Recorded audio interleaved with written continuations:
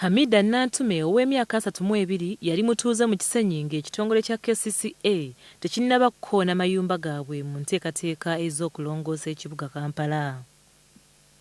Ono agamba nti bwazibanga ekiro ky'olunaku lwonna olulala naye ate lugenda okukya nga ye ensi yonna emuddugalidde. Ono mu kavuyo kano nga basuula amayumba gano yafiirwa omwana we ow'obulenzi eyali ow'emyezi 2 gyokka. Nasooka nenziruka ate mu kudda nenjukira omwana wange kati mba mujja bwe nti ekifuufu ne kimukuba n'afa. Yafa 2 n'afa, yali mwana mulenzi n'afa. Kale nawulira bubi nnyo basinga kale waki baatugamba twandibadde tuteekayo obudde ne tuva mu nnyumba ne tebaatugamba nga baagwiranga bugwi ebabenya. Ng'eno alaaja n'okumukkiriza ayingire mu nnyumba okufulumya omwana we, abasirikale ba KCCA tebaafaayo era baagenda mu maaso n'omulimu ogw'okusuula ennyumba. Wano okukkakkana ng'ebbujje lino ery'emyezi 2 gyokka lifiiridde mu nnyumba. Bakugoba goba ofiiriddemu batofudde bo baagala kifo. Kuba twali tusulaawo kati wali paaka ku Namembe Road awo twalinga tubeera.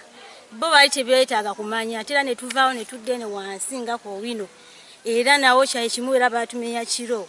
Nga tamanyi kyakukola ono yatuula wansi ng'ajula okusaba naye afe mu mbeera y'emu newankubadde ng'abatuuze baamusikambula mu bifunfugu okutaasa obulamu bwe.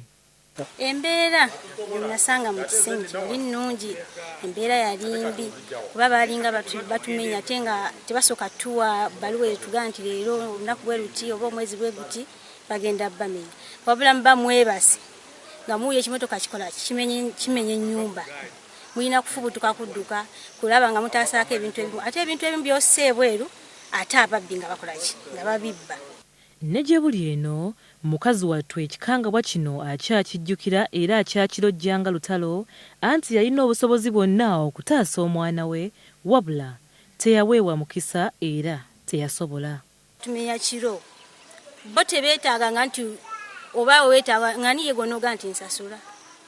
Olina kudduka kufulaba wooteeka abaana bo naawe wonoosula.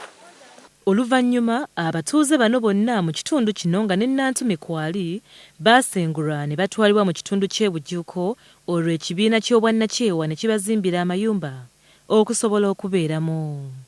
Mu nnyumba kati twazifuna twebaka era bajja ne batugamba kuba ennyumba buli omu gyakola ki gyayagala. Twakuba ennyumba buli omu gyayagala naye omuzungu n'amala Donna n'atugamba nti bwe muba mu kwegatta ennyumba zonna ziba zirina okukola ki okufaanagana kuba buli oli yali akubye galagi akubye tapu ewa akubye ekya nga buli omu bw'ayagala ennyumba bw'agyagala.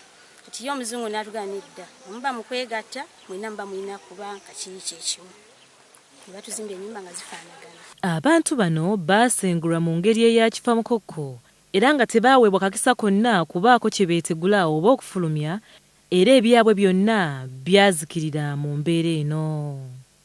Mu kiseera kino ekitongole kya Kwefaako Housing Cooperative be bawomye omutwe mu kuyamba abantu abali mu mbeera embi nga kaakano babazimbidde amayumba okubawa obulamu obulungi. Alipoota eno ekkuŋŋaanyiriziddwa Kitone Julius.